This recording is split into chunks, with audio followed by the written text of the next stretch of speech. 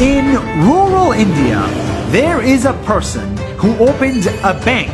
But this bank is not for the top 1% of men. This bank is built for the bottom 1% of women. That's right, a bank that helps poor women when no other bank would. Who is this woman? Why did she open such a bank? And how do you make money from helping the bottom 1%? In this small village in India, I found Chetna. Hi Nas Daily, I'm Chetna. I started the first bank for village women in India. Chetna grew up in Mumbai, where she went to college and got a degree. But she noticed that poor women in her country with no degrees worked just as hard as she did, but they never made the same kind of money. And most of them had never even been inside a bank. Why? Because they earned less, so banks refused to help them. It's easy for a rich person to go to the bank and open the account, but poor are rejected.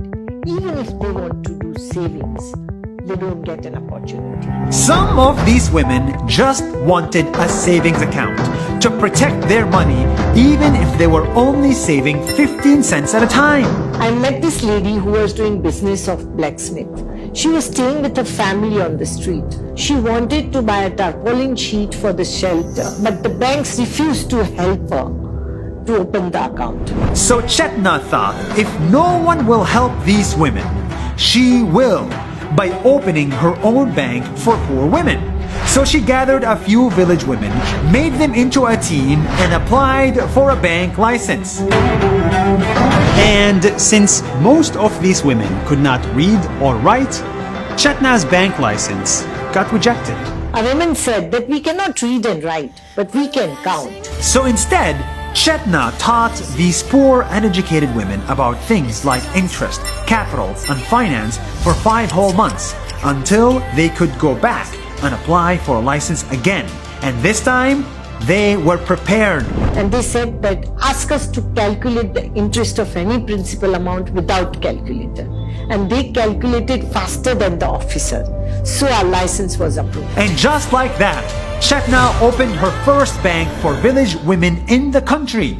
She taught these women how to open accounts, how to save money, and how to build a business.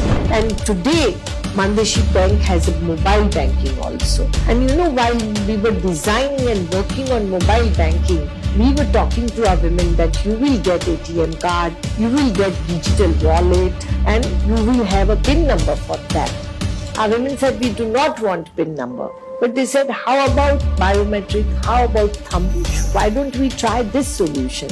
And we did it.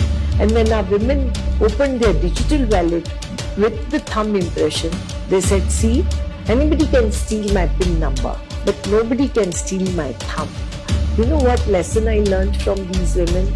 Never give poor solutions to poor people. And after more than 20 years of helping countless women, Chetna's bank became a success. Because today, her bank has more than 170,000 account holders and has loaned over $50 million, helping women start businesses such as a mobile repair shop, a paper plate company, and also face masks for COVID. And of course, the bank itself is run by women.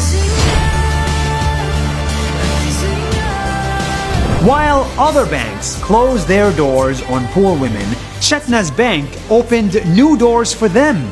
And if more countries learn from it, we wouldn't have to worry about things like poverty or income inequality. Because banking, finance, and access to capital should be a human right. Did you like that video? I hope so. It was a lot of effort and we're so happy to make it. In collaboration with Facebook, during the month of Ramadan, we are showing you the stories of 30 people in 30 days, and each one of these stories is more amazing than the other. I hope you continue tuning in for this special daily series. And follow us on Facebook. That's more than a minute. See you tomorrow.